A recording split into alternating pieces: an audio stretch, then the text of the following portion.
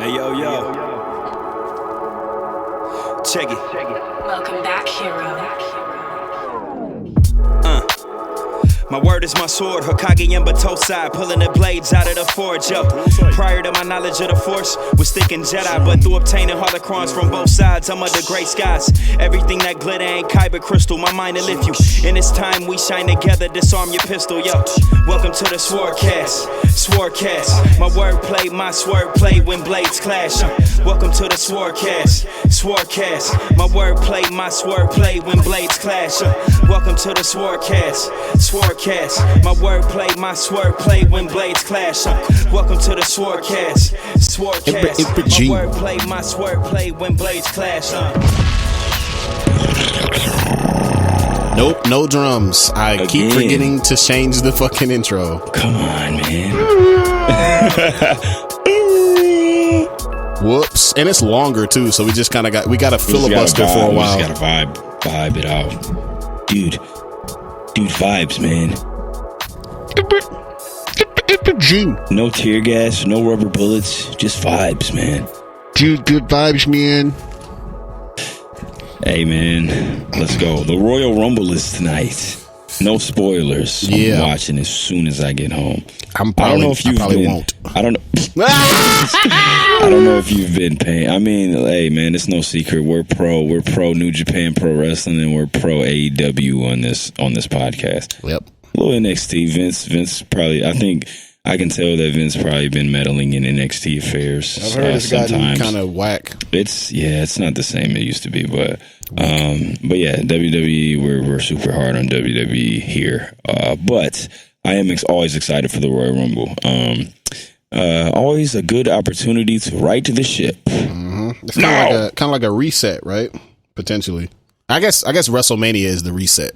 But this is leading up to WrestleMania. Well, WrestleMania is the reset, but the Royal Rumble is like the chance to fix all your wrongdoings that you've done throughout the year.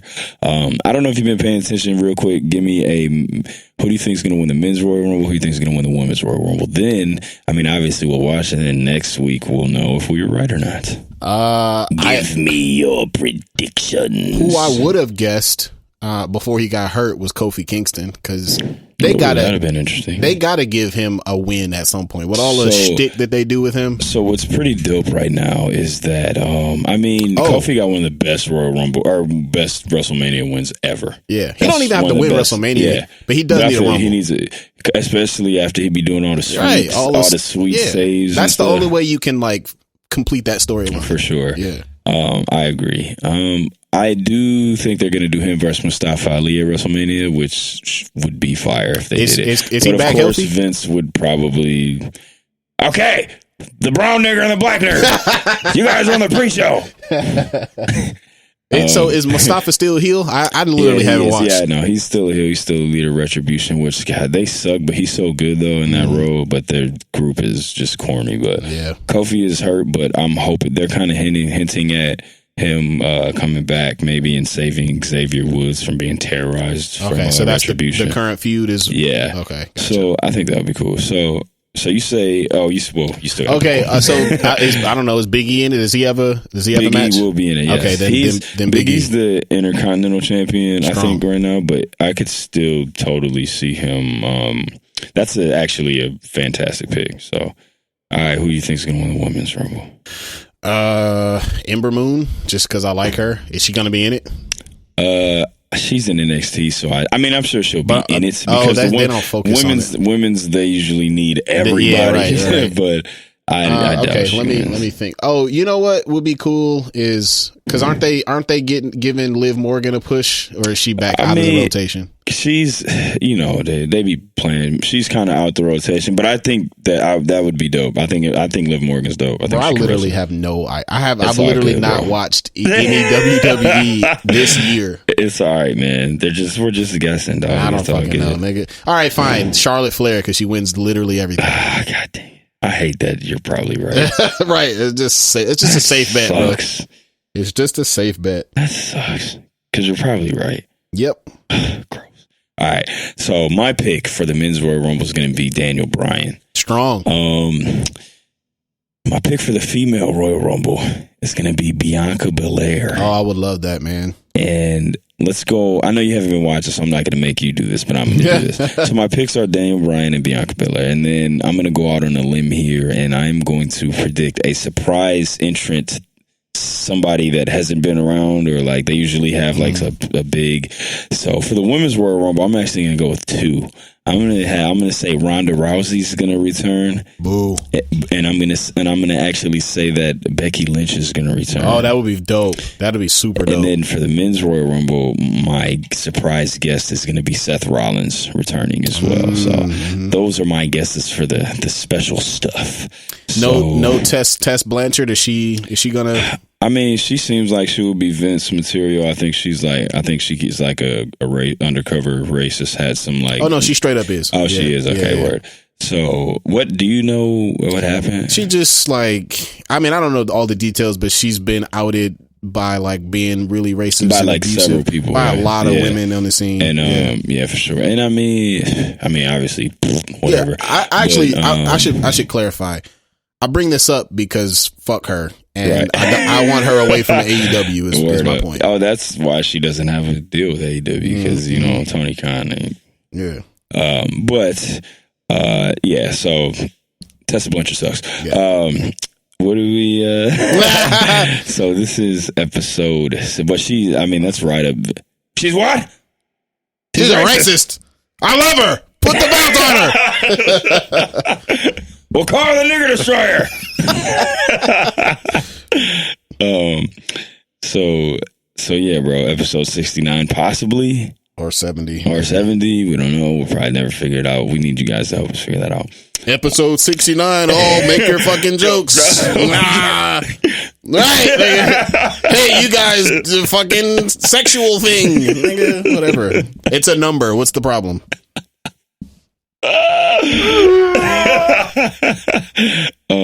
So what are you into currently, bro? All right, man. I'm gonna make mine really quick because I'll talk more about this later. But I've really been into Fire Force. What? Didn't you? The dude that you said had shark teeth? What? I don't remember saying that. I don't know. They got shark teeth for no reason.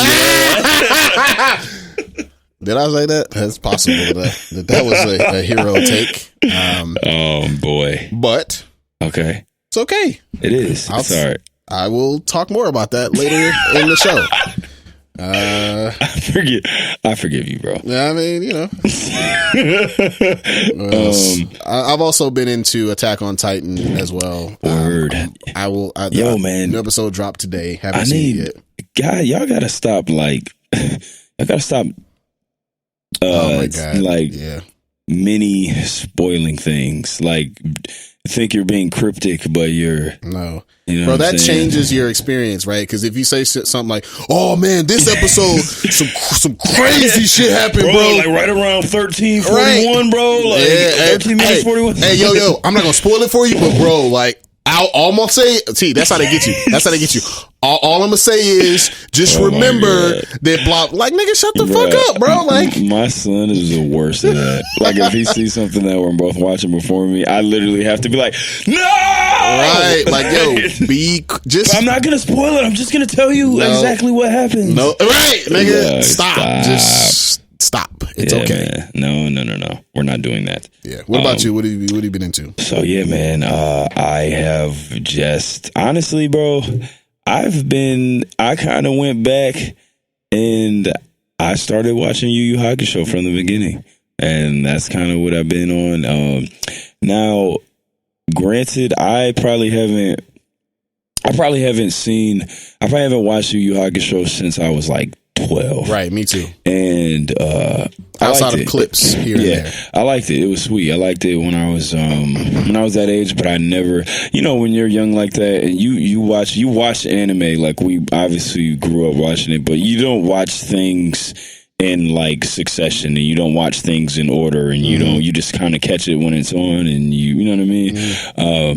So this is kind of actually my first time like just just visiting it as a whole and just watching it, through, and it's fire. I love it. It's awesome. I've just kind of I haven't been really like I tried to watch some newer shows, and I just kind of sometimes I just get in that mood where I just want like some 90s like. The way it's animated and like I just love like like Ninja Scroll, Ghost in the Shell. I just love that animation, kind of like rough, kind of dirty a little bit. So sometimes I gotta watch stuff that like Gundam Wing. Like I just gotta watch stuff that looks like that. So I kind of just started watching that and I'm loving it, man. It's awesome. It's interesting that you say that because I think you and I are maybe the opposite here because. I remember watching Yu Yu Hakusho all the way. I actually watched it more recently. I watched it in high school. Oh, okay. Again, because one of my homies was a really big fan, so we watched it. And I'm like, bro, I'm sort of a sucker for like, I'm like a tech sort of right. Nah, I feel you. Like if the shit ain't 4K, I don't really want to fuck with it. So it's hard for me to go back. Because I remember making the take earlier that like while the story and like the stuff that was happening is like legendary, it's cool. It's hard for me to go back and rewatch it just because of the animation quality. I feel you, but in its defense, it got some very impressive like fight choreography and it's the same as Dragon Ball, man. Like those older shows they rely more on like the hands and like the kind of realistic like fight choreography and stuff. Right. That's pretty dope, man. So I've been watching that and I've been loving it. Strong. Super strong disc. Fuck, I lost my But yeah, man. In other news, as always, I mean, we're old, but this isn't like time passes. This isn't like super telling of our age because it's not like we were like born when this system first dropped. No, but Nintendo just 35-year anniversary. Right, this year, which is cool. I've been seeing a ton of Nintendo stuff going around on Twitter and everything, and all these different systems have been trending and everything like that.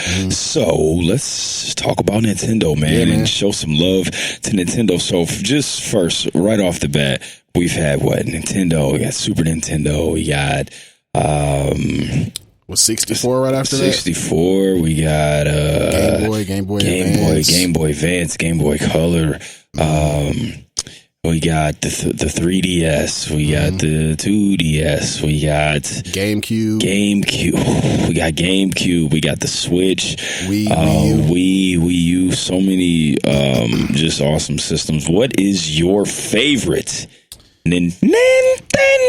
Yeah. What's your favorite Nintendo system? So, a lot of people talk about Peach's Bowser's actual girlfriend and Mario is a homewrecker. So, a lot of people choose sides in this console war thing. And lately I don't choose sides necessarily. I just like to play good games. Right. Even though Xbox sucks. Right, nigga. But for me, it's like I don't have an allegiance, right? Like for me, it's like who currently has the best system. You know what I'm saying? That's how I got. Look, man, I think we were all kind of Xbox 360. It was no question that Xbox was way better than PS3. Yeah, it was at that time, and by far and away. Then PS4 came out, and I think a lot of us converted at that time. Yeah, because it was simply better, and Sony had a much better game catalog than Xbox did at that time. Better games too, yeah. So anyways, I say all that to say, even though I'm currently, I got a lot of Sony stuff right now, because Sony has been leading. I'm probably in terms of loyalty, I've been holding it down with Nintendo since day one. Like, facts.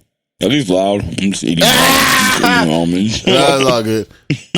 So I had my first system ever was Nintendo NES.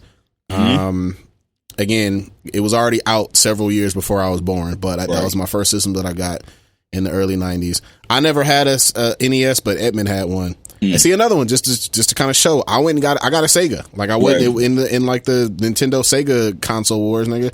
I got Sega because nigga that shit had better graphics. And that's what I wanted. So I had the Sega to hold me down. Edmund had the NES. And then I got fucking Nintendo 64. Right. I never got a GameCube because by the time GameCube came out, I was in high school. But a couple of my homies had it, and a couple of my homies in college had it as well. I got a Wii. I remember my mom used to play like Wii bowling with my nephew. Oh man, I remember that time when like all the when Switch was out and all the like parents were like, I can play the games. Right, it's my exercise. That's what my mom always used to say. So then there was that. Then I got a. Did I get a Wii U? I did. I got a Wii U and it got fucking stolen. It was just fucking trash. Boo. And then I got the Switch, and I've also had a Game Boy Pocket, and a Game Boy Color, and a Game Boy Advance. I never got the and a 3DS. I'm sorry, bro. I literally got I was about to say, so you had every system ever. Got it. Every Nintendo system. I honestly, bro, I think the only system that I never got was GameCube and NES. I think those were the only ones that I ever got. And those are like two of the most popular ones ever. Facts. But every other one I got. So the point I'm trying to make is that, nigga, I fuck with Nintendo since the jump. Yeah, I mean... Oh, by the way, I didn't answer the question. My favorite did not my favorite question, Nintendo actually. system, it's right now the Switch is making a push, but I still think for nostalgia's sake, it's got to be the 64. Boom, I like it. All right, bet. Awesome. What about you? Same here, bro. Like, I think a lot of us are like that. I think a lot of us have been... Nintendo is like exclusively... not even in the console war because it's just like them niggas its own. Yeah, they're just their own entity on like the upper echelon of everything. Like they're above everything. So they got their own market. They do, man. And Nintendo is just always, they got their own market.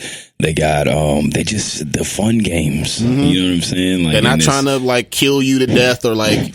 You know what I'm saying? They're not trying to like super dope graphics you to death. I was just about to say they're not trying to blow your system up with the crazy crazy graphics and everything. It's just like fun, cool. Hey, Nintendo pull up and like y'all niggas trying to have some fun, bro. Like Nintendo pull up to the Xbox Civil War with Sony, with pizza and pop and chips and pop rocks to put inside of your. Hey guys, let's just play a fucking game. Rent a pizza. Let's rent a pizza. Let's get a pizza. Right. Let's just fucking play some games. Let's just play games. Let's play Smash. Guys want to stay Everybody the night? loves Smash. You guys want to stay the night? Right, man. Let's fucking just hang out for a while, dude. Yeah, bro. Nice and easy. I love Nintendo. Same as you, bro. Like I still remember.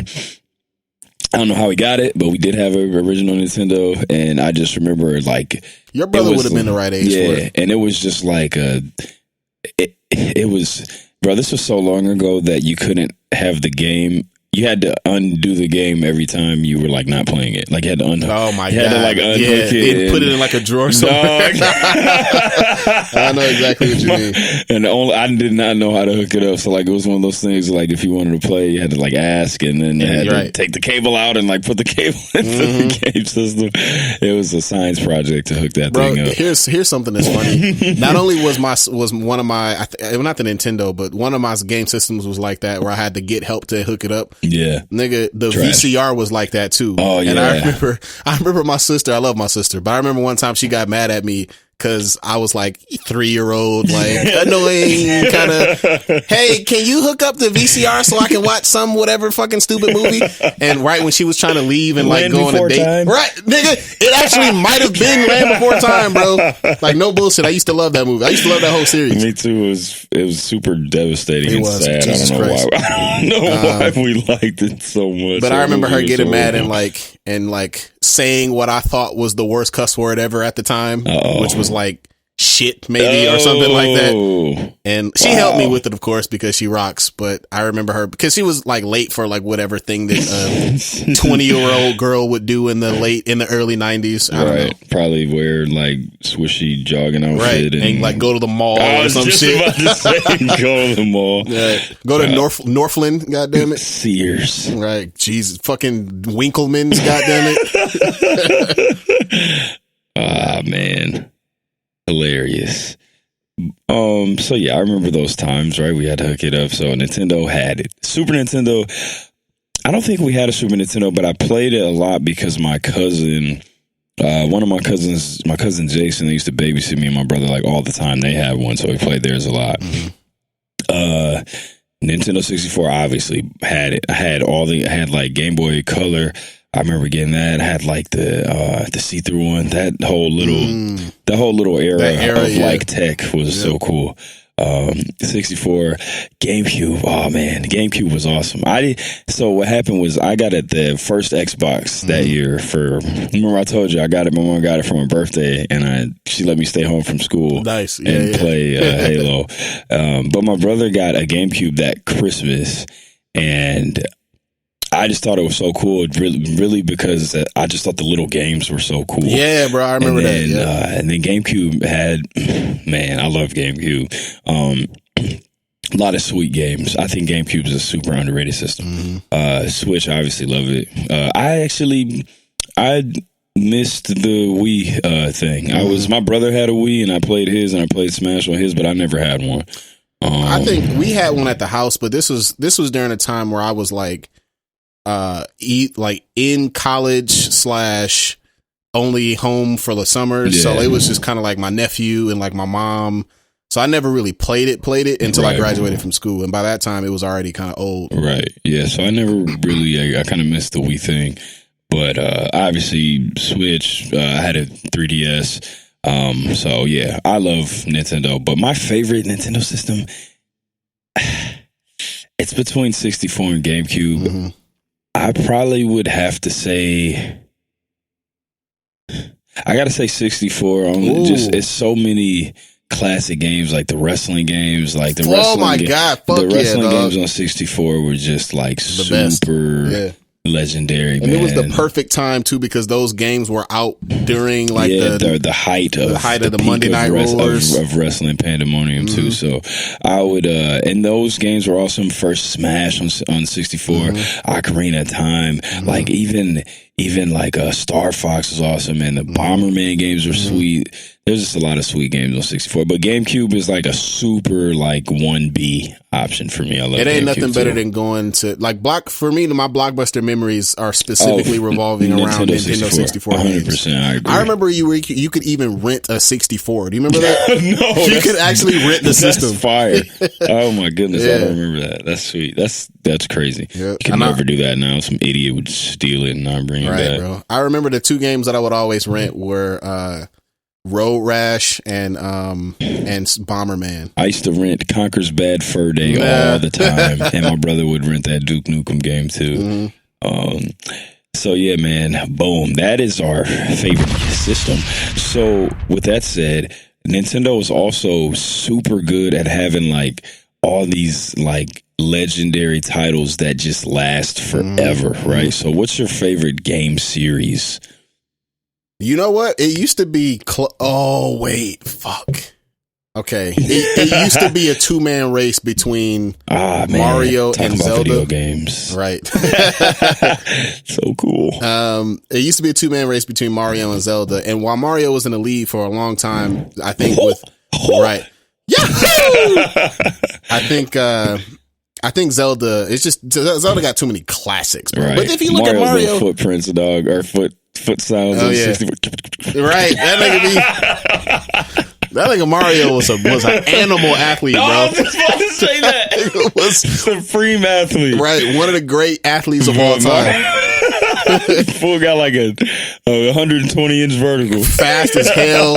Got hands. That nigga got a little bit of not crazy martial arts, but he got some kickboxing. Nigga Mario was a problem. He could hoop. He had a soccer game. Nigga had Mario's the golf, all world athlete. Bro. Tennis. A dog ass tennis player, bro. A stunt driver. This nigga Mario is the man. Race car driver. Right.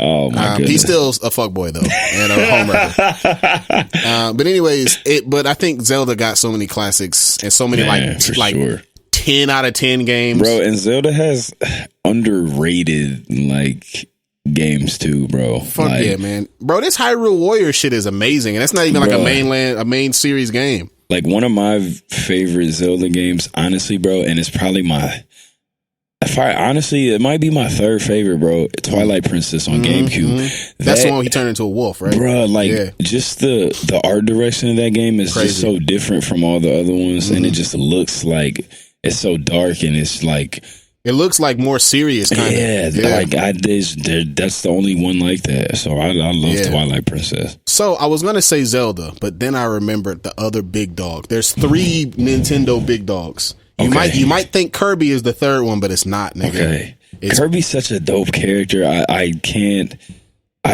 only Kirby games that I really love like that, I did the Crystal Shards on 64. Star Allies is dope too, the one on Switch, but it's so short. It's not a very long game. I haven't played it.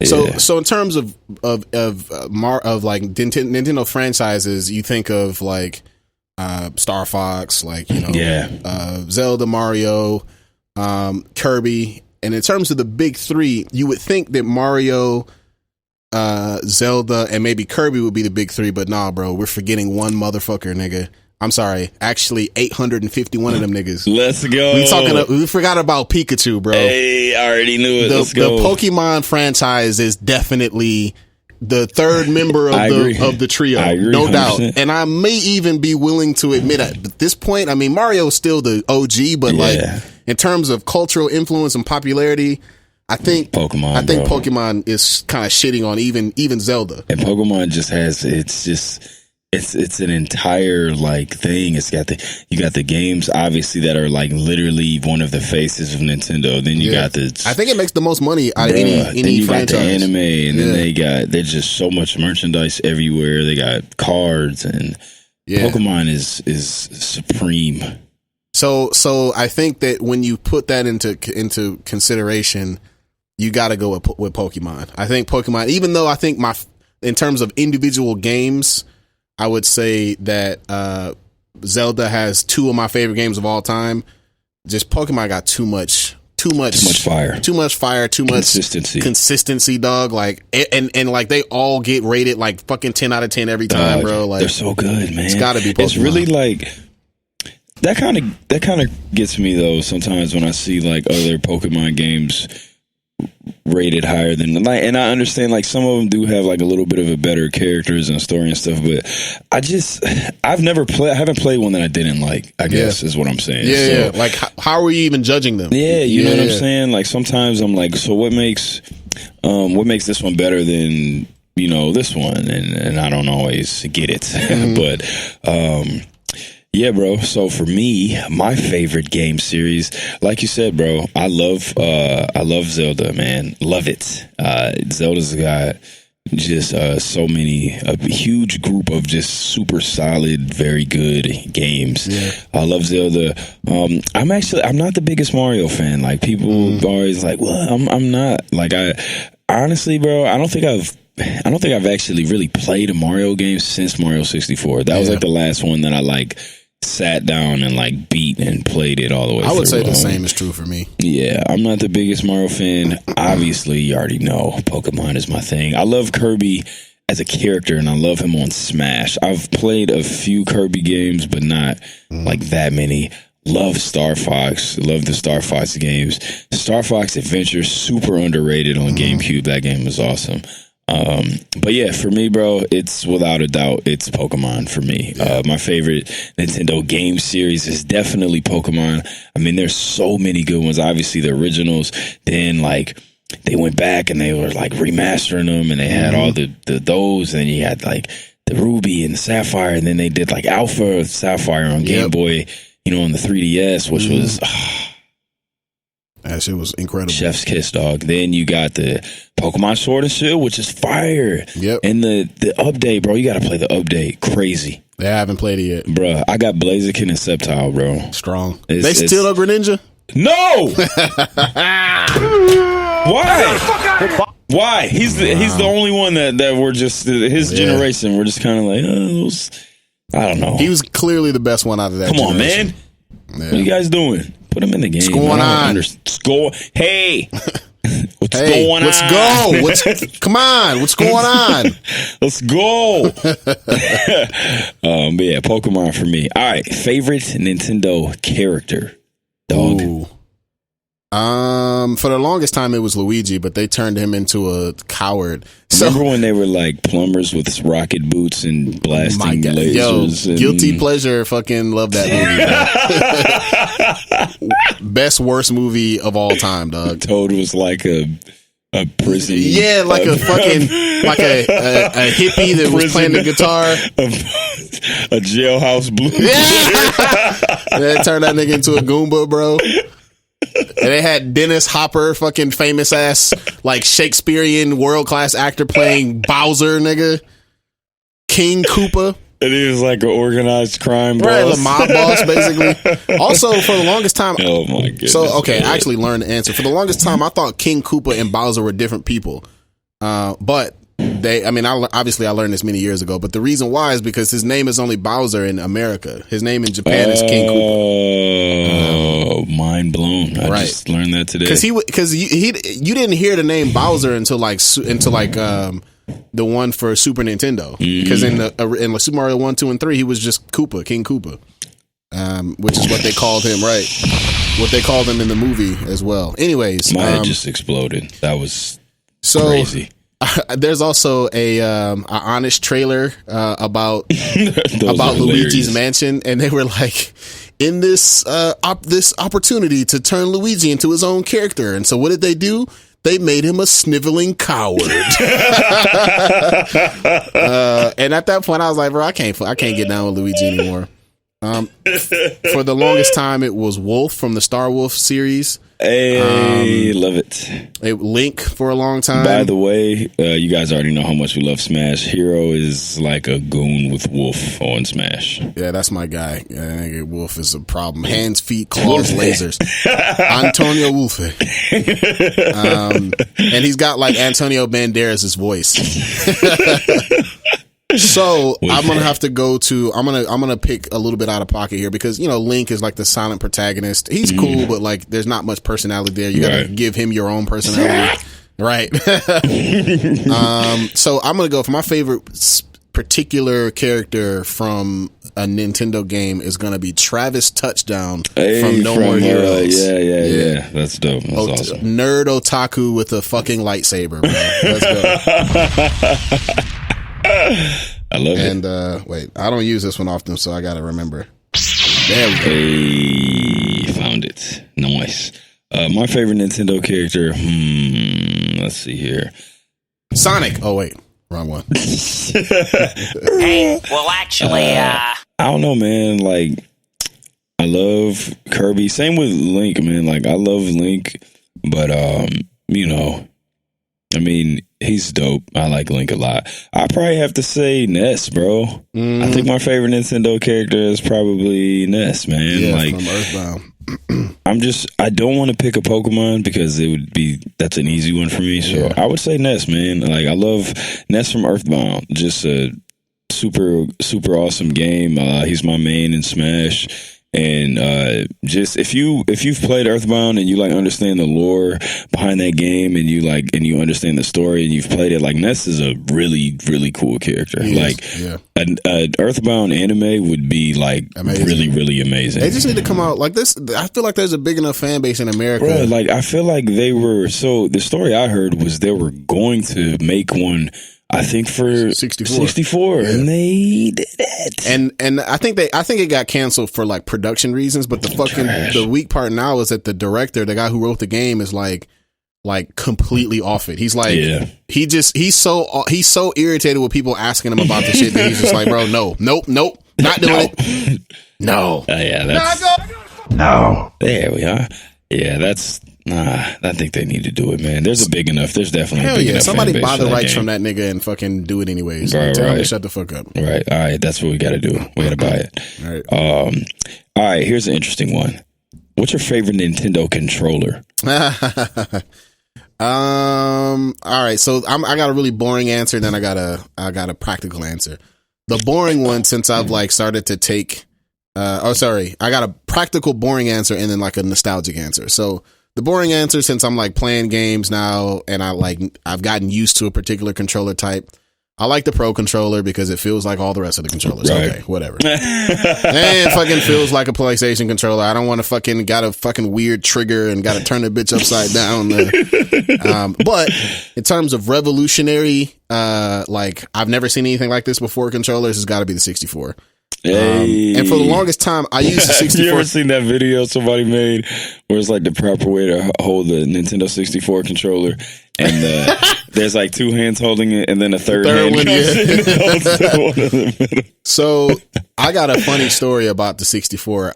When I first started playing, when I first got it, the first day, I held it the wrong way, and I was like holding it like this and using my thumb to do the middle part, and like within about an hour, I got the worst hand cramp of all. I thought my hand was gonna it felt like 10-year-old kid with carpal right, tunnel. dog. It felt like the tendons in my thumb or in my wrist were like tied in a knot, bro. I'm like, what the fuck is this? Hilarious. So then I looked in the manual and they were like, nigga, you supposed to. It said in the manual, nigga, you supposed to hold it like this. That's what it said in writing, damn near.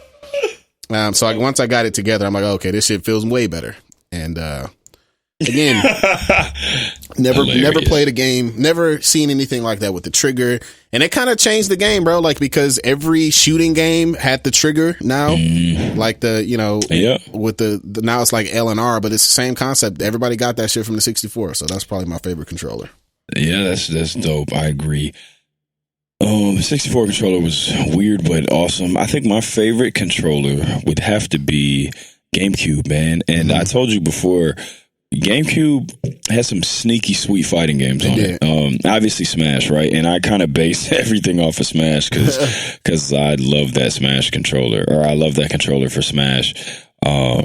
But also, man, like, right, GameCube had Soul Calibur 2, and that controller was so good for that game. And then I remember I told you they snuck Capcom vs. SNK 2 on GameCube, and I had that, and like that controller worked so well for that game.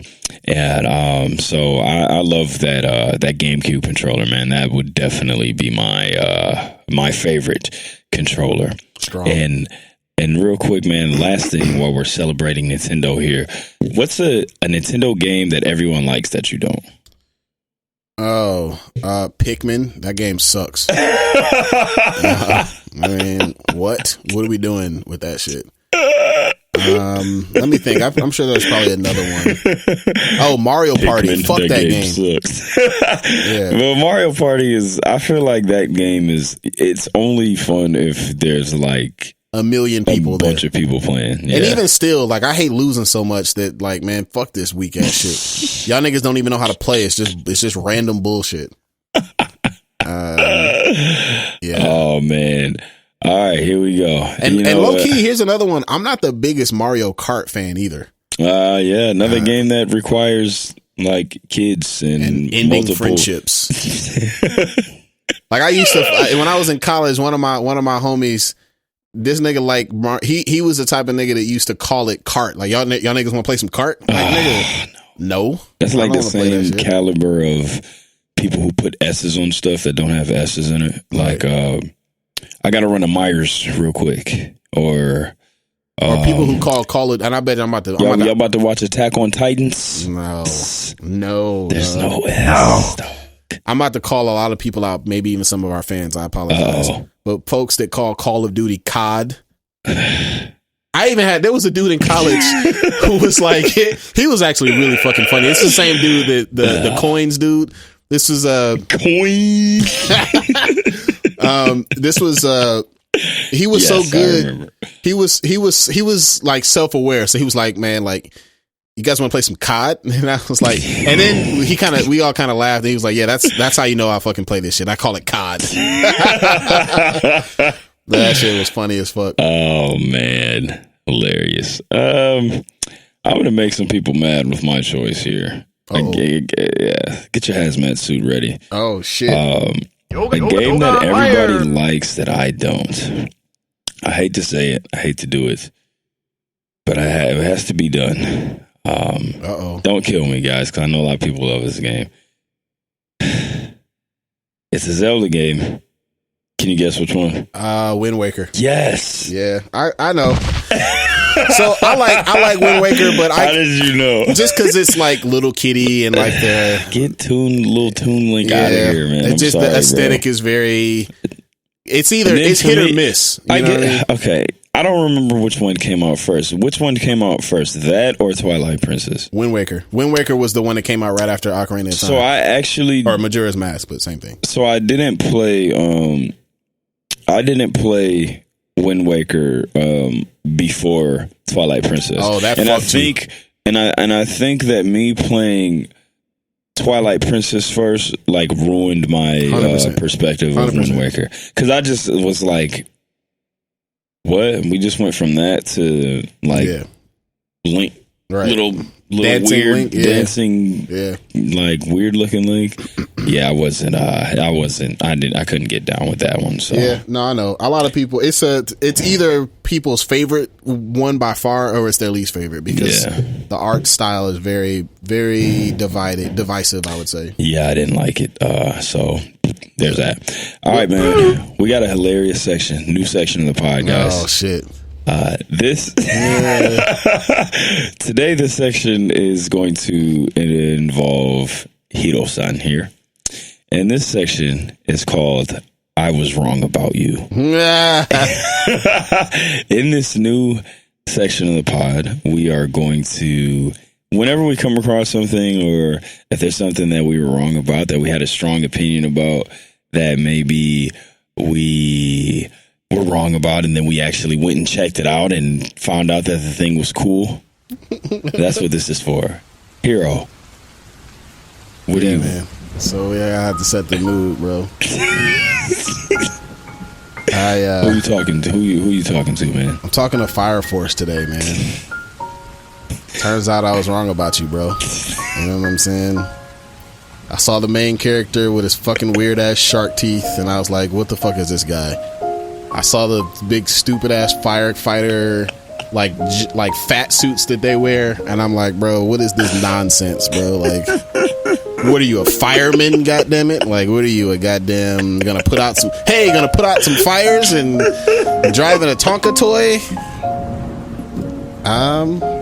So I judged you prematurely, and I was bored.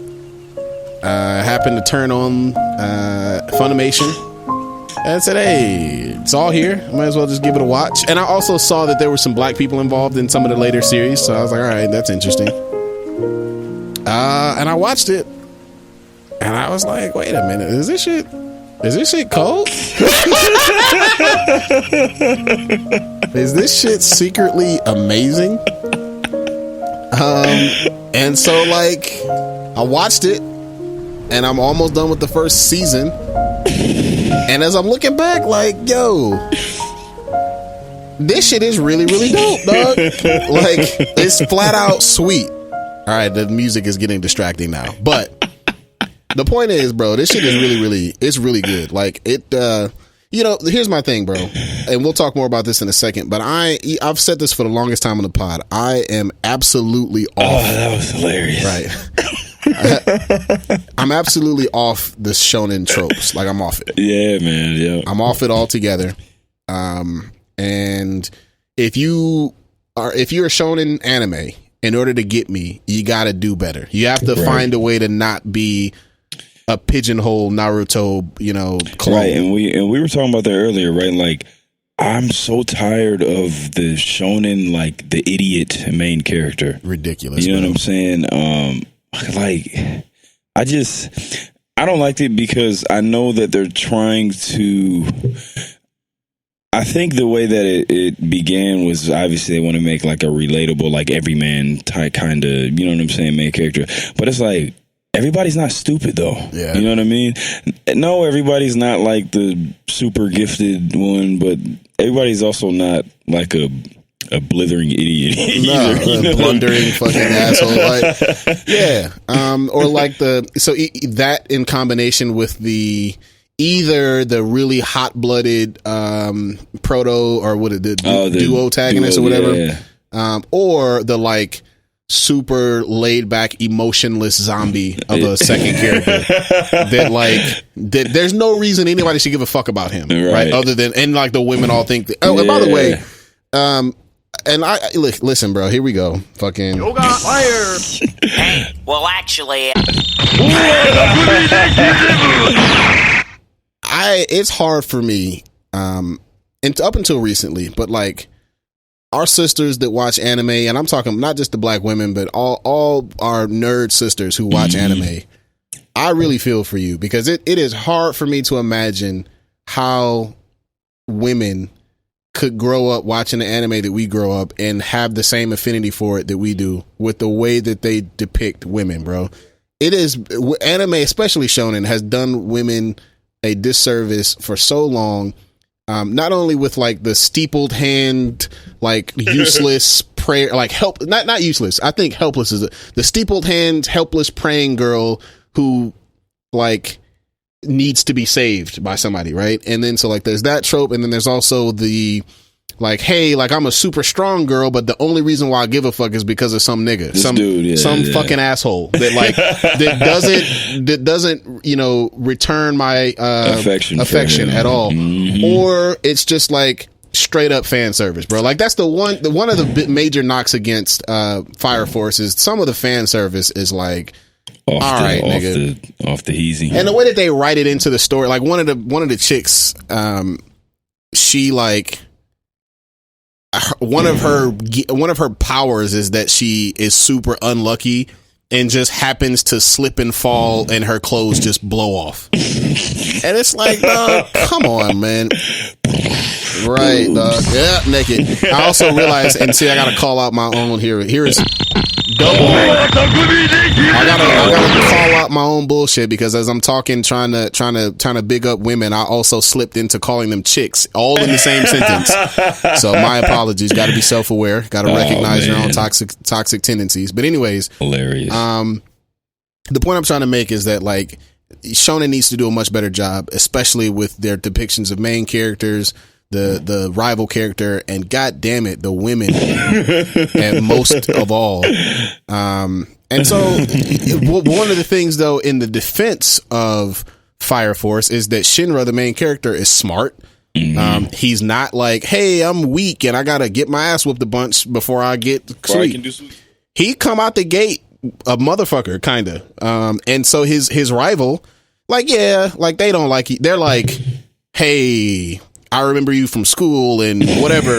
But like there's one, I thought this scene was so good, man. There was one scene where they were like they were in bunk beds, and because they're both new recruits to the Fire Force, and the rival was kind of like teasing him, or like trying to, you know, he was just being an asshole to him kind of. And then Shinra kind of realized, like, wait a minute, this nigga is scared. That's why. Like he's nervous. Right. And he kind of called him out and he's on it.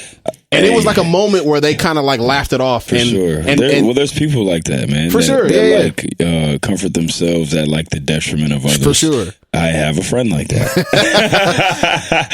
You know what I'm saying? And sometimes I'm often the recipient. You know what I'm saying? But I understand, you know, why he does it, so it doesn't bother me. And so what happens after that moment, they're still rivals and they still talk shit, but it's like it's clear that they love each other. It's clear that they're boys, but that's just their relationship. Hey, you fucking asshole, like right, you bitch, like let's fucking fight or whatever. Men. So you know the kind of dumbass shit we be doing. Right. Yeah. And I thought that was fantastic. That really sold me on those characters. So I mean, just in the God, that was so funny when we just did that, but that was hilarious. But yeah, in support, I'm sold on Fire Force. One, because of what he just said about it, but also he showed me a clip of a fight, and it was amazing. And I'm gonna check it out as well. So it's good. Oh, and also, yeah, bro, the fight scenes. Every single fight scene. It's clear that somebody invested big money in this shit, because every single fight scene from the beginning until now has been like My Hero Academia level. And I'm talking about like the big fights at the season finale fights of My Hero Academia. It's all been on that level. So it's super well done. And just as being like an fucking art nerd, I like, you know, whatever. Like I love some of the one shots where like one of the characters is making a ridiculous face, but it looks kind of sweet because it's like a silhouette. Like they exaggerate the art style really, really a lot in this shit in a way that I really fuck with. I flat out fuck with Fire Force, bro. I couldn't have been more wrong. Fire Force, he was wrong about you. I was wrong, man. I'll admit it. Oh man, that was awesome. That was hilarious. I feel better. I feel like a weight's been lifted off. Right. Had to get that off his chest. Right. Yeah, bro. So before we get to WandaVision, since we're talking about anime right now, let's kind of jump around the little show notes here. I want to know, and I wonder if we're going to have the same one. What do you think the most influential anime is that's not a shonen anime? Like the most influential anime ever that's not a shonen? So I remember when we were preparing the show, I asked you the question, did you mean series or just in general? And as soon as you open up to in general, the first thing that came to mind was Akira. That's a good one, but it's not the same as me, but that's a good one. So that with that in mind, I would say, I just thought of another one. The Pokemon anime is pretty fucking, but would you consider that a shonen? Kind of a little bit, maybe? Yeah. Okay. So Akira was the first one that came to mind, and then the other one is probably Ninja Scroll. That's mine. Yeah. That's the one I was gonna say. I mean, so Ninja Scroll is like it's everywhere. It's everywhere. It's like it isn't really a blueprint for shonen because shonen was already coming out by then. But there's so many shows that like directly, bro. Like you can see it. Like even not just the way that like the fights go and the way that the sword swings look. You know what I'm saying? Like every 90s anime about swords every single one was born out of that shit. Bro, like Basilisk, Samurai Champloo, Afro Samurai. Even Rurouni Kenshin to some extent. For sure, bro. Yeah. Afro Samurai even has a scene that recreates the beginning where Jubei is on the bridge. And Afro Samurai Resurrection, I think the second one, has a scene that kind of recreates that whole thing. So yeah, the Ninja Scroll, I was gonna say Ninja Scroll because the Ninja Scroll influence is like everywhere. Yeah. You know what I'm saying? Yeah. Even you can even see it in some newer shows, right? Where like some of the character designs or like the just that movie is so graphic. But the way that it handled the like violent stuff, I just think that is in so many shows, and just like I said, man, the way the fighting is, and the way the swords slashes look, and the sparks coming off the swords, the fight scenes work. Like there's so many shows that have taken pages out of the Ninja Scroll book. And with it, just one note on Akira. I mean, Akira, like a lot of people give it up to Dragon Ball Z being the gateway anime that like opened it up to the West, but even before that, it was Akira, bro. Like. I mean, that's definitely, I've told this story before, like, Akira was the thing that was the first thing that even at the time, I couldn't identify it as anime.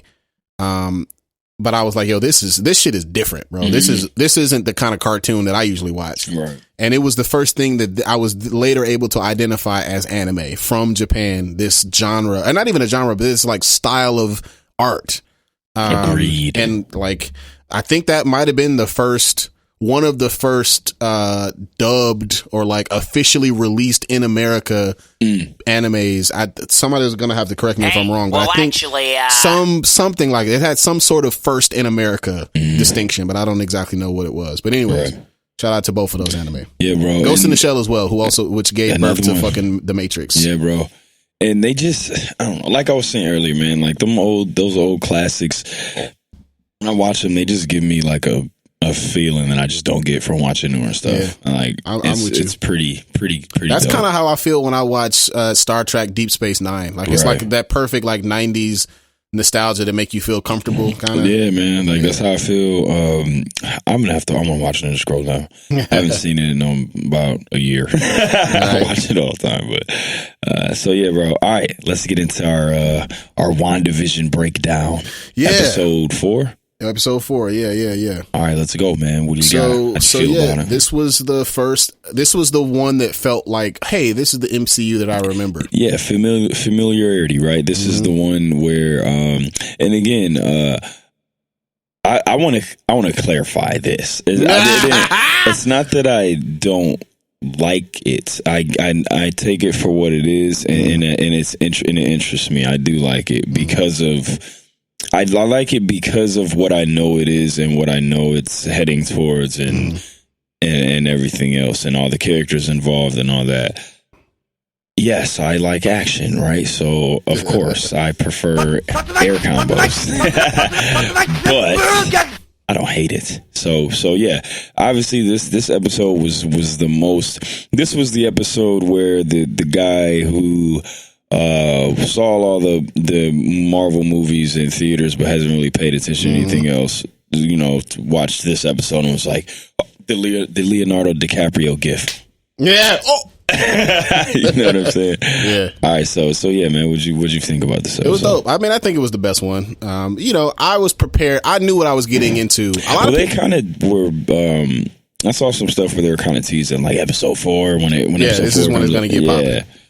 And I wouldn't be surprised either if it goes back to the sitcom stuff. So don't get comfortable. Y'all got to understand what's happening here.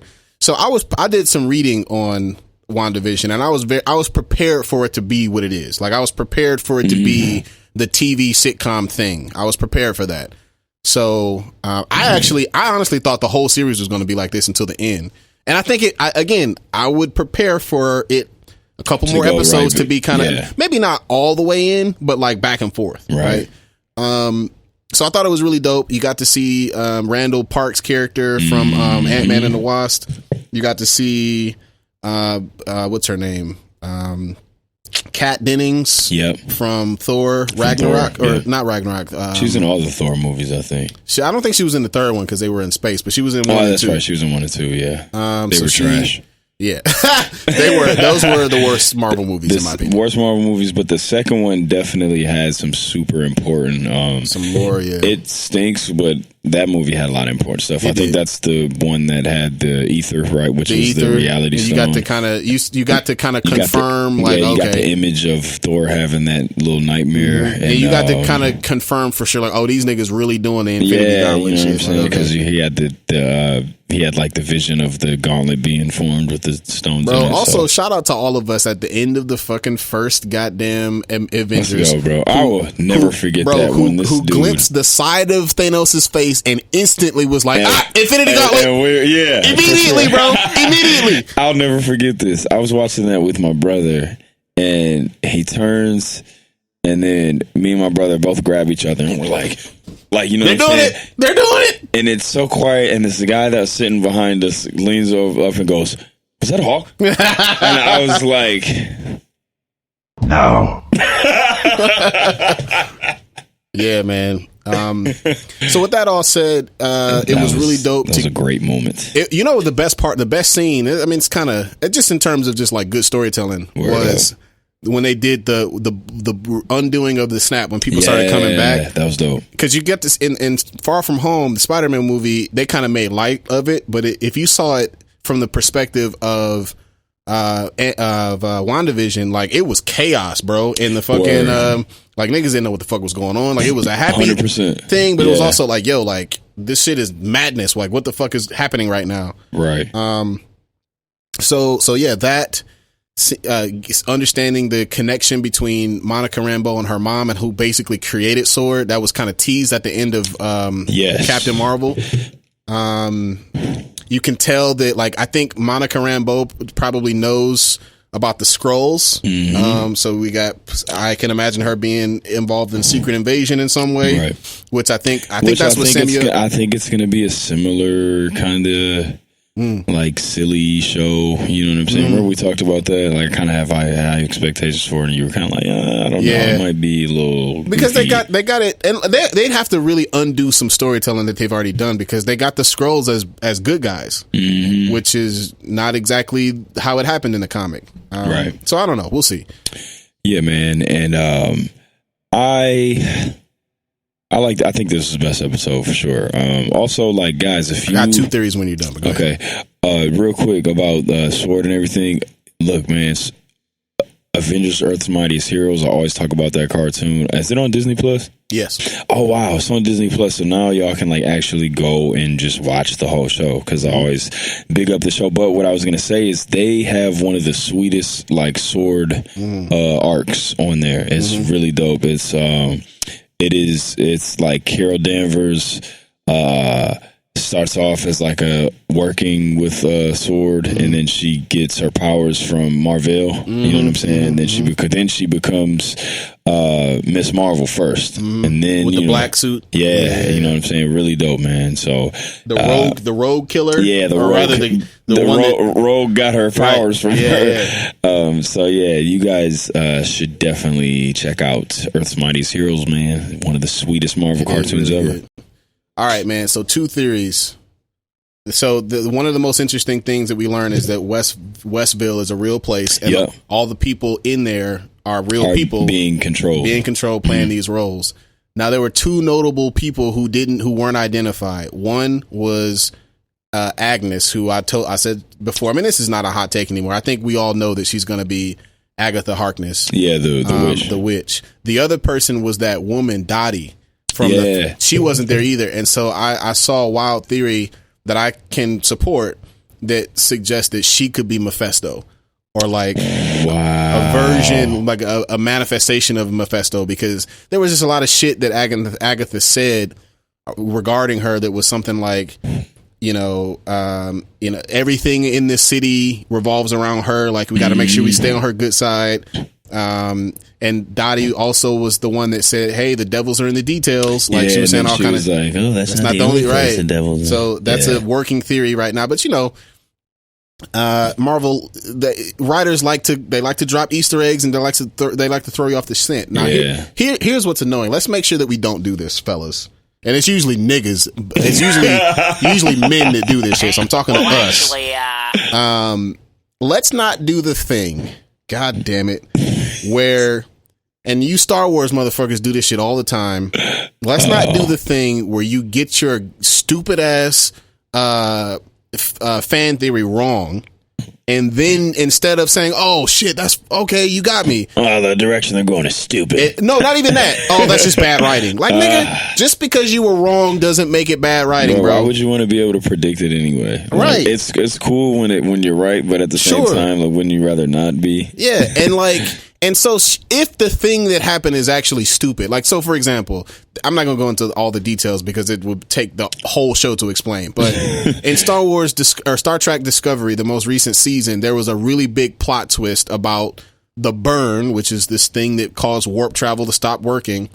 And everybody had all kind of crazy theories about what the fuck actually it was. But when you found out what actually caused the burn, it was really dumb. And I love Star Wars. I love Star Trek and Star Wars, but I love Star Trek. And I think the writing is great in general. But the explanation of what happened with the burn was really, not only it's not the direction that I would have went, it was also kind of stupid and disappointing. So I get that. But just in general, like, if they gave you another well thought out, well placed, well done theory or truth that's different from your theory, don't be quick to just be like, bad writing. Like, nigga, get out of your feelings. You're not a professional film writer. You're not a professional screenwriter. Like, you don't know what the fuck you're doing either. Right. If you got a chance to write this movie, I'm sure it would suck. So just get out of the way and let the professionals do their job. That's all. Agreed. Boom. All right, man. WandaVision. We're going to keep watching. Episode 5 coming up next week, man. So, with that said, all the other things we talk about, it's time for one of our favorite parts of the pod. Yes. You can only pick 3. Last week we did the poster dunks. That was kind of sweet. Okay. This time we're going back to the anime world. All right. What do we got here? You can only pick 3. What do you got on there, sir? I think the homies in the Discord are going to like this one. It's too small for me to see just yet, but let me pull it up. Oh, shit. Okay. Yeah, what do you got there, anime sir? We got some swordsmen. We got some anime. Ooh, some sleepers on here. We got some anime swordsmen there. All right, so this is gonna be good. Yes, sir. Oh man, anime swordsman, man. Rails, what's up, bro? Boom, there we go. I already know who he's picking first.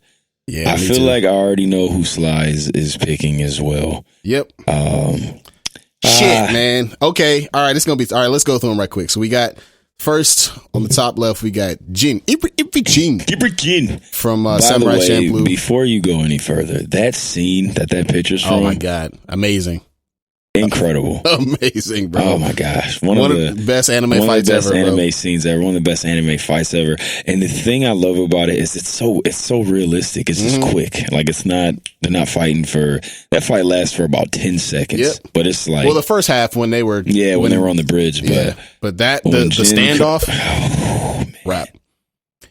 So then we got Jubei from Ninja Scroll, who is a legend. He's basically the grandfather of every nigga on this list. Facts. Or the uncle. Yo, Ninja Scroll is like, I saw that when I was pretty young. You shouldn't watch my son can't watch Ninja Scroll, so he's like 18. Nah. I watched, I'm pretty sure I rented Akira and Ninja Scroll at the same time and watched both of them. Crazy. And walked out that motherfucker like, what the fuck was that shit, nigga? The opening scene from Ninja Scroll, it's literally raining blood in a forest, and then some guy gets his arms pulled off, and then some guy gets blood. This dude drinks the blood from one of the arms that he pulled off. A really funny part. I have a memory that's coming back. So I picked out I remember when I was at Blockbuster. Shout out to y'all who live in the Michigan area. The Blockbuster in Ferndale on 9 Mile and Livernois. That's the one I always used to go to. Me and my mom were there. She said I could pick out 2 movies. I picked out Akira because I already seen Akira once, so I knew I was like, all right, cool. I know what to expect here. So I picked out. There's boobs in Akira too. There are boobs. Although I think I got the version where they edited out the boobs. Okay, weird. Maybe. I don't really remember.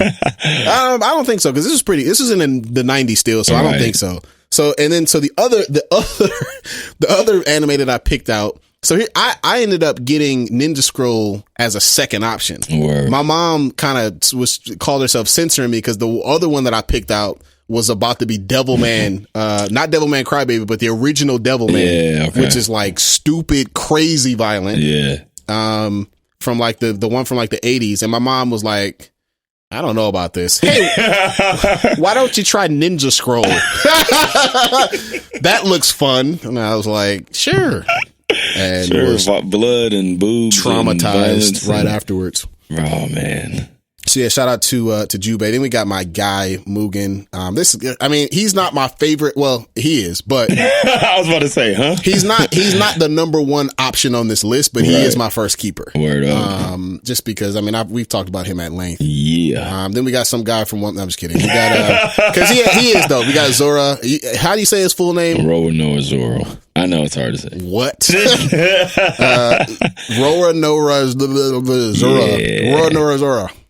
From One Piece, with the the eightfold, the trillionfold tricolosism, right? What's the names of his swords? Yubashiri, Kitetsu, and I forget. All right, go ahead. So then we got my second keeper. This is the guy. If this was in a battle royal, this nigga would win probably easily. Well, with the exception of niggas that got magical powers like Ichigo, but in terms of like, just pure swordsmanship, this nigga would probably win pretty easily. And this is the fucking Batosai. You got to put some respect on this nigga's name and give the full title every single time. Hitokiri Batosai, goddamn it, nigga. The motherfucking Ronin, goddamn Himura Kenshin. Right. Kenshin Himura, nigga. Actually, what are we doing? Master. We gotta properly address this nigga. Which is his given name? It's Kenshin, right? So Himura is his family, is a surname. So Himura Kenshin, yes? Yeah. His master gave him Kenshin. I think his name was Shinta or something like that. Yeah, it was. Yep, it was. Yeah. But anyways, Himura Kenshin, Hitokiri Batosai, goddamn Roni Kenshin, goddamn it, the man. The man. So yeah, he's obviously my next keeper. Then we got Gentoki from Gintama, who is a lot of the people think he a joke character. This nigga got blade skills for real. Like he is a legit hilarious. But he got some tech on that motherfucker, goddamn it. Let's go, bro. I don't know if he's gonna be a keeper of mine. I haven't watched enough of Gintama. Then we got another sleeper here as well with Guts, who is from Berserk. This motherfucker got a big heavy sword. Dog, yes, the Dragon Slayer. I think that's what it's called. The name of the sword, yeah. So Guts is, well, the Berserk is dope. They like did a remix, got that weird like kind of blocky 3D. So the animation. thing about Berserk that's weird is that it's not like, it's kind of hard to know how to watch it because it is like that. Baki, the original Baki is like that too, for sure. Yeah, but with at least with Baki, it's like a serialized anime. This Berserk is like it's like 2 or 3 short movies. I don't think there's a series. I didn't know that. Yeah, I don't think that there's a proper, and I could be wrong. I'm sure somebody will tell me. Well, actually, but as far as I know, because I looked for it. I looked because I wanted to watch it because I heard a lot about it. But as far as I'm aware, the only things that I could find were the 3 OVAs. Okay. And the new joint. But yeah, now Guts be fucking taking niggas with full body armor, with full knight armor, and cutting niggas in half with one sword strike.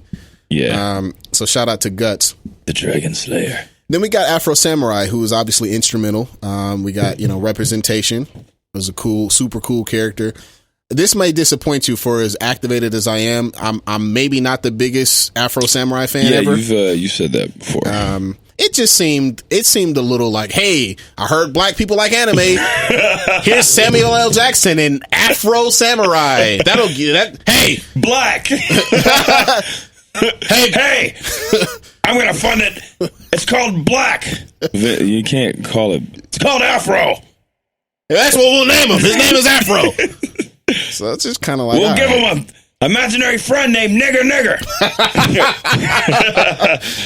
But the show, Ninja. Aside from that, right? Exactly.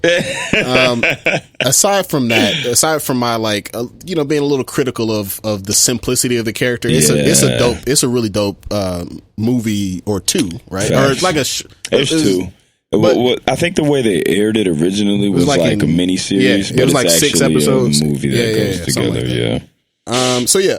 I'm with it. I overall, even though I'm critical, I overall still like Afro Samurai a good amount. Now you'll have to defend Ichigo for me. I was not able. I think I watched the first 30 episodes of Bleach. Yeah, couldn't do it, man. Just didn't stick with me. You know what I'm saying? Not gonna be able to do it. Just couldn't stick with me, so I'm not gonna. I shout out to Ichigo. He's legendary in his own rights, but he's not for me. Right, dog. So it's gonna come down between Jubei and Jin. Hey. I gotta, look, man, for all the times that I've had to pick between Mugen and Jin, I'm gonna embrace the opportunity where I don't have to for once. Hey. And I'm picking them both. Wow. Motherfucking goddamn it. I gotta be, the holy trinity's gotta be Mugen, Jin, and Himura Kenshin, Hitokiri Batosai, Rurouni Kenshin, goddamn it. I love that. That's awesome. Dang, man. Sweet. All right, let's go. So what we have here is my favorite kinds of characters ever. Yep. Let's go. You should have went first, actually, now that I think about it. At the top, we got my guy, Jin for Samurai Champloo, one of my favorite characters of all time ever in the history of anime. Like I said, man, this scene is just one of my favorite scenes ever in anime history. Jin, one of the few characters that when somebody says who's a character that you think describes you, it's totally this guy, man. Just quiet. He's kind of awkward and really just has no idea how to exist in life outside of being a samurai, outside of being a swordsman. You know what I'm saying? Yeah. So I love Jin, man. One of my favorite characters ever, not just swordman. So Jin is off top, my first keeper. That scene is amazing. What does he say? My entire life, my dedication and study of the sword was dedicated to no one but myself. Yep. You know what I'm saying? The music in the background of this scene is amazing, and it plays during the fight too. Did they play a Rurian dance during this? No, but they play that. It's like a slow, I'd have to play it. It's awesome. It's really good. It's just slow. But this scene is Oh man, you can't talk about it enough. Yeah. Next, we got my guy Jubei Kipagami from Ninja Scroll. Ninja Scroll, like we said, it's one of the most influential, if not the most influential anime ever. It's awesome. Jubei's a sweet character. See, I love Jubei because Jubei's he's kind of more of a ninja. You know what I'm saying? Like, he's a swordsman, but he's a little more of a ninja than I think he's a little more ninja than he is samurai. But yeah, awesome movie. Another one of my favorite characters ever. And Jubei he's just out here fighting monsters. Right, fucking super demons. And he's kind of just like a normal character that's super, grounded in reality while he's out here fighting like a bunch of super powered Bro, my favorite demons. fight was when he was fighting the blind dude. And they were running through the bamboo forest, and them niggas was just like straight faced, just kind of like dodging all the fucking trees. And then I like when they start running side to side. Right. Yeah, bro, that part's awesome. Yeah, man. Even the Boondocks, bro. Like the Boondocks is heavily influenced by Ninja Scroll too. So then we got Mugen. Again, like I love Samurai Champloo. I love Mugen. Jin is my favorite of the two, but I still love Mugen. I love his style. I love he's just a sweet character, man. He's hilarious. And he's a supreme athlete. Yeah, bro. That nigga the best pitcher of all time, bro. Dog, he runs like a 2-second 40. Oh my God. But yeah, Mugen's sweet, man. But one thing that I really like some of the episodes where one of my favorite episodes is the one where they were, remember the assassin and he was the guy. That episode is really dope. He's the guy that had like the wind power. I can't remember. Oh, it was like Chi, basically. Yeah, it was like Chi. It was the guy who had been like a samurai who got like banished, and he went to China and learned from the monks, and he learned kung fu and was using his Chi in his swordsmanship. And I just like that. I love how Mugen is just like, man, whatever. Like, I'm about to go. I got this guy. I'm gonna go kill him. Get this money. Yeah. You know what I'm saying? And then it became more of like a personal like challenge for him. You know what I mean? So I just like his character, man. So shout out to Mugen. Real quick anecdote about Mugen. I told you, when I trained capoeira or karate before that when I was younger, I got my kia from Mugen. Word. I got that from him. When he was training his dung beetle, and he had him lifting weights. That shit was hilarious. That episode is hilarious. Next, we got Roll with Noah Zoro, man. Look, yes, we dog One Piece all the time. No, it's not one of my favorites. But the only reason I have watched the amount of One Piece that I have watched is literally strictly because of him. So shout out to Zoro. I think he's an awesome character. He's got some sweet fights in the show. And he's dope, man. I like Zoro. But then next we got the man Batosai. right here. Batosai. We got Kenshin. Again, not just my favorite swordsman, one of my favorite anime characters ever. Actually, probably my second favorite anime character ever. Yep. So certainly in my top. So Kenshin is definitely gonna be my next keeper. Love the show, love the character. You talked about who in anime reminds you of yourself or who you think represents you. It would definitely be Kenshin for me, no doubt. Yeah, like bro. the discipline to the craft. That's why my Twitter handle is the beat. Yeah, Beato Shiraisa. Beat Slicer. Fucking beat Batosai. God damn it. Yeah, bro. I love him. Love Kenshin, man. Love the show. It's one of my favorite shows, and his character is just awesome. Like the undersized, super fast, underestimated. Everybody looks at him and then they see that scar in his cheek, and they're like, "Oh, this nigga real." Oh, that's that guy. That's the X, the Samurai X. We heard about him, right, bro? So, I love Kenshin, man. Just don't tell. Listen, I'm talking to everybody but novelists. Y'all niggas watch the fucking Samurai Reflections. It's really, really good. No, dog. It's sad, but it's really fucking You'll good. throw up tears. It's horrifying, but it makes the story of Kenshin so much better. It makes it tragic, which in my opinion makes for good storytelling. Dog, crazy, bro.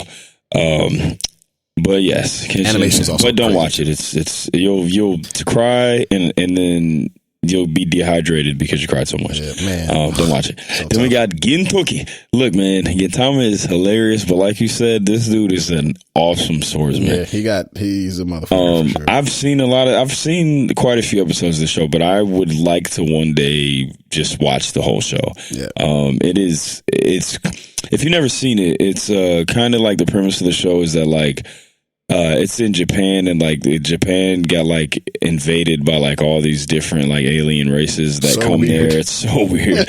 And like swords are like illegal or outlawed, so he like fights with like a wooden like, you know what I'm saying? And there are times where he like uses a real sword and fights, but like his primary weapon is like this wooden sword. It's a weird show, but it's pretty good, man. So you guys check it out. Then we got Guts from Berserk. Like you said, I've seen a little bit of Berserk, not a lot, because how you said it's just kind of a weird. It's like weird, hard to find it. Yeah. But Guts is sweet. Berserk is also a really sweet manga too. So shout out to Guts and the Dragon Slayer. Definitely the coolest named sword. He's more of a European style like knight. Yeah, he's like a samurai. More of like a claymore. Yeah. Type of fighter. So then we got Afro. I love Afro Samurai, man. I love it. Seen it a million times, both of them. And Afro is again a character that's kind of more of a realistic style, but like obviously ridiculous feats. The man slices bullets in half and missiles and everything. So shout out to Afro, and he's just like a tank. Like he just hits like hard. You know what I'm saying? So he's also nuts as well. Yeah, he's also I love crazy characters. He's also a psychopath. Yeah. Then we got Ichigo from Bleach.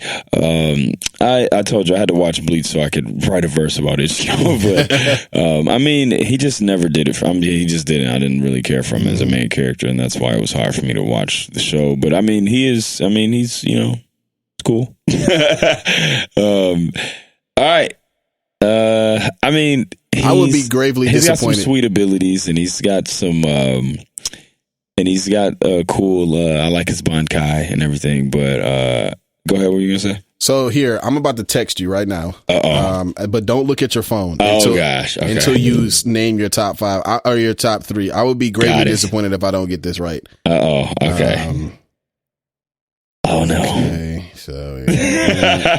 I remember that one time we were in the Discord and we were talking about our favorite characters, just fictional characters ever, which is unbelievably hard. But I do want to do that on here. Yeah. But what I want to do is I want to kind of save it for the 100th episode. Okay. And then we'll have everybody from the Discord on, and then everybody will do that, their top 5 like favorite just fictional characters ever. But all right, so I just texted you. Who you think it is? Okay. But I texted you who I think it is, but I want you to read it first, and then I want you to reveal it first, and then look to see if I'm right. All right, so my first keeper is Keeper Jin. My second is Kenshin. This was hard, but let's go, man. I gotta stick with the classic. My third keeper is gonna be Jubei Kipagami from Ninja Scroll. Did I get you? You got me, bro. You got me. I got it. I just knew you were gonna go Zoro. I was thinking about it, but I'm going Jubei, man. Okay. Look, I love Respect. Ninja Scroll, bro. Respect. I love Ninja Scroll. I love Jubei. But also, big shout out to Zoro, man. He would be like the honorable mention here, and then a lot of sweet characters on here. But I'm taking Jubei, man. Like I feel like the older I get, the more I am starting to just like appreciate how much I love Ninja Scroll. That's what's up. Because it's it's like a film, so I think sometimes we forget like how dope the anime movies are and how dope those, you know what I'm saying? High quality, yeah, man, production value. It's amazing. So shout out to Jubei. All right, man, let's go. Top 5 of the day. Going back to our video game, going back to celebrating the 35th anniversary of Nintendo and sticking with that. So right now, let's go. What are your top 5 favorite Nintendo games ever? All time. All right, bet. So I'm going to do 2 real quick honorable mentions. You reminded me of one of them, and it's definitely Earthbound. Hey, fantastic game. I remember when I first discovered Earthbound, and I played it on an emulator in high school. And I was like, yo, this shit is amazing. I really wish I could have played it like when it first came out. I'm so salty that they didn't like do the. Yeah, it was a missed opportunity. We may see it eventually, but I don't know. Probably not. Not if my man's is like getting mad when people ask him. He's like totally off that shit, bro. Hey, are you gonna? No. Fuck you. Don't ever call here again. Leave me alone. All right. So then the next honorable mention is Mario 64. I've told this story before. This was the first time I ever got sucked into a video game, and I played that shit for 8 straight hours. It's ridiculous. Hilarious.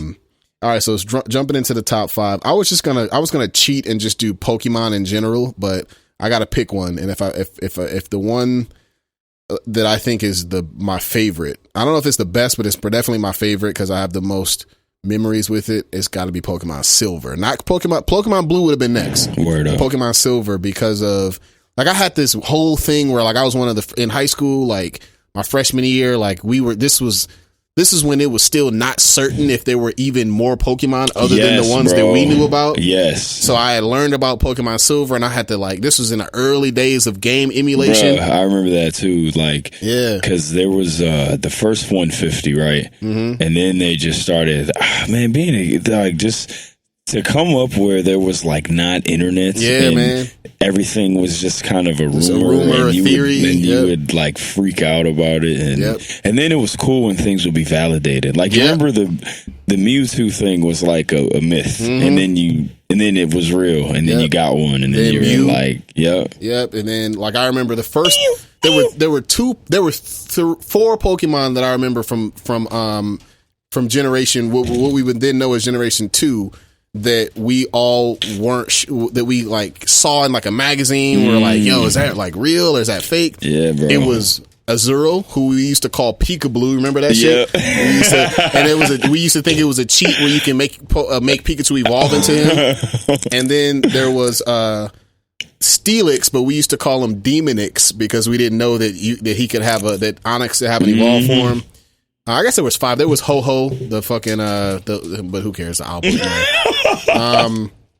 There was Ampharos, which is that kind of I don't even know what kind of animal that is, but it kind of, I don't know, whatever. Pokemon people know who I'm talking about. And then there was what was the last one? Slow King. Yeah. Because it was, we could tell you could tell that it was related to Slowbro somehow. Or Slowbro. Yeah. We just didn't exactly know and so I remember, bro, I played that whole game all the way through with Japanese subtitles. With Japanese text, and I had no idea what it was saying. Oh my God. And I just kind of stumbled my way through the whole fucking thing. Or maybe, I don't know if I made it all the way through. It was like 70%. I mean, you can I played Earthbound like that the first time I played it. That's wild to play Earthbound like that. But you can kind of finagle your way through a game kind of like figure that. out what moves do what. An RPG, but I don't think you can do that with like a open world game. Hell no, not anymore. So yeah, man, just the attachment that I have with that, and then once I got the chance to play the full thing, where you can you play through that game, and then you basically get to go and play Pokemon Red and Blue all over again, and you play the best boss battle ever when you play against a grizzled veteran Red or Ash, where he's like a fucking dog and he's got a fucking level 1,000,000 Pikachu. Bro. Man, so fucking good. Anyways, I can talk about that game all day, but that's my number 5, Pokemon Silver or Heart Silver, whichever one, or Gold, Heart Gold, Soul Silver. Then my number 4 is definitely going to be Zelda Ocarina of Time. This is the only game ever that I've included on the top tier list, on a top 5 list, that I've never owned. I never actually owned Zelda, but I told you I borrowed it from my cousin Haas, and I was able to beat it. I had that game of his for so long that I got stuck on the water temple for 6 months before I turned it back. And we just kind of, when you're kids, you just kind of forget about shit. And then I was able to finally finish it. The Forest Temple, bro. That's probably one of my favorite stages ever in a video game. So my number 3 is No More Heroes for Wii, with Travis Touchdown. Just one of the most rare original IP for Nintendo, at mature themed as well. just a silly slapstick, ridiculous game where this nigga be cutting niggas in half with a samurai sword. Super dope. All right, number 2, Super Smash Brothers. Now here I'm gonna cheat here, bro. You always cheat. I'm gonna cheat, bro, because I can't. I mean, okay, fine. I won't cheat, and I'll say Super Smash Brothers Ultimate. But the only reason why is because it's basically every Smash game combined. Mm-hmm. If I had to pick one in particular, Melee. yeah, Melee's up there. But just the whole Smash genre, right? Like, if I had to pick one in particular, Melee is so crazy. It's the craziest one. Bro, it's like the rule. It's like there's no rules in Melee, bro. It's like fucking Wild Wild West, bro. Everything is fast. Like, the game is super unbalanced. Like, there's some people there's some characters that are completely unbeatable, and some characters that are just absolutely unusable, right? Like, it's so top heavy, bro. Like, I love that crazy game. Just like niggas used to. I remember there was a meme going around, or like just a joke when I was in college, where we used to make fun of people, and like when you play, hey, all right, we're playing Melee, Final Destination, 3 stock, Fox only. I guess because that's just how competitive niggas would only play that way. So yeah, it was just fucking no rules, man. Wave dashing, all kind of crazy shit. That's totally impossible to do now. So yeah, shout out to Smash. And then my number 1, bro. This game just keeps getting better. It keeps rising the list. It's in my top 10 video games of all time. Zelda Breath of the Wild, man. Just an amazing world that they create for you, bro. Like, it's kind of want to go chill and on the beach with the nigga Link and Zelda and shit, and just kind of hang out. Shit just look fun. Oh, there's a monster there. Okay, cool. We'll fight him, but then we'll go back to fishing. Beat him with a big giant ham. Right, the fucking bone. So yeah, man, that's one of my favorite games of all time. Favorite Nintendo game ever: Zelda Breath of the Wild. Smash number 2, No More Heroes number 3, Ocarina of Time number 4, and Pokemon Silver number 5. Boom. Boom. What do you got? Hey man, let's go. All right. I got some honorable mentions. First honorable mention I got to give. I'm going to give an honorable mention to, I love the Zelda games, yes. But I'm going to give an honorable mention to Twilight Princess. Love that game. Like I said, just the aesthetic, the art direction of it is just different from some of the other ones. It's so dark. It is. And scary. So, shout out to that. Love that game. But all right, let's go. One more honorable mention. Another Zelda game. I gave honorable mention to Majora's Mask as well. Great. That game is fire. It's another kind of sad, dark game. It is, but it's cool. That game was so hard to me because it was like timed. You know what I'm saying? And it was fucking anxiety with the moon getting bigger all the time, like and scary looking. Yeah, that stage in Smash, like a moon be coming down and exploding. Right. But yeah, that game was awesome, even though it was a freaking headache. But all right, man, let's go. Coming in at number 5, I got a little surprise here, a little unconventional. I love this game. Okay, I'm going with Beautiful Joe from GameCube. Man, that game was hard as fuck, dog. Yes. I beat the first one. The second one was so hard, I don't think I beat it. I'm going Beautiful Joe number 5. Look, man, this game was funny. It was sweet. And it also brought some things that I never was able to. You really, like, you could, like, slow time down and fight, and then you could, like, speed time up, and then he could, like, jump and, like, freeze. It was, the game was really, like, the fighting on that game was awesome. As far as, like, it's kind of like a, like a side-scrolling beat-em-up game, but that game really did some things that I've, like, never seen before. So surprised it never got a sequel. Did it get a sequel? It did. It had to. The second one was, that game was hard. The second one was harder than the first one for sure. But I think Beautiful Joe was just a really, really dope game. He was a really cool character too. So kind of a little mini Captain Falcon. Yeah, dog, like a little mini kind of. He was like a little out of shape guy when he wasn't Beautiful Joe. Yeah. I wonder why he never got into Smash. He would have been a good character for Smash. I always say because he's Capcom. He's not. Is he? Yeah, he's because he's in Marvel vs. Capcom 3. He sure is in Marvel vs. Capcom. But so Mega Man is Capcom. But so is Mega Man. So, but yeah, man. Shout out to Beautiful Joe. That's a sweet game. GameCube, Nintendo. Coming in at number 4, I'm going with Ocarina of Time. Strong. Fantastic. Favorite Zelda game. That game was awesome. Amazing. Hard. Water Temple. Ridiculous. But the game's awesome. Coming in at number 3. Bro, this nigga really does look a lot like Captain Falcon. He does, bro. I love his like giant head. He's got such a big head. Right. Coming in number 3, man, I'm going with Earthbound, dog. Yes. I love Earthbound. That's my favorite Nintendo character. I said that earlier. When I first played this game, I remember getting this game like I had to play it on like a little emulator cartridge for, I think I had it on Game Boy. I had it on Game Boy Advance, like a little emulator, sketchy. Got it from a flea market, dude. And that was the time I played it in Japanese. And then what happened was I ended up scoring a copy of it for the Game Boy Advance, but it was like a good one, and it was in English, and it also had the second one too. It had both of them. Had Mother 1 and 2 on it. Okay. So that was dope. The one with Lucas. With Lucas, yeah. Yeah. And it's a sweet game, man. Like when you guys play Pokemon, the Game Boy Pokemon games, like the blueprint for those games was Earthbound.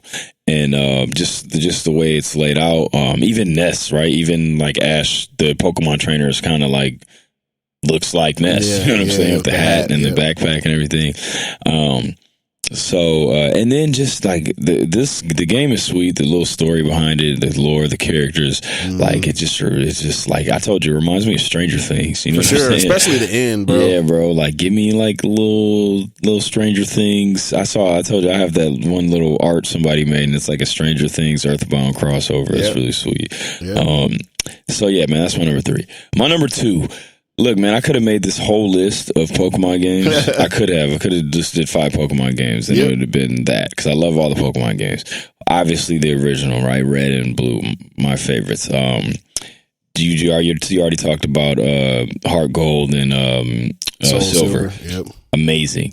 Especially those ones, right? The remake ones where you got to go back and play the original games. Amazing. I even love Crystal, and I love X, right? I got a soft spot for Pokemon X because that's the one with Greninja and everything. But my favorite Pokemon game ever, bro, is Alpha Sapphire. Strong. Pokemon Alpha Sapphire is my favorite Pokemon game ever. That game's awesome. That's Blaziken and Sceptile, and that's their generation. And then obviously Sapphire was dope, but then the Alpha Sapphire, like the one that they remastered for the DS, it's amazing.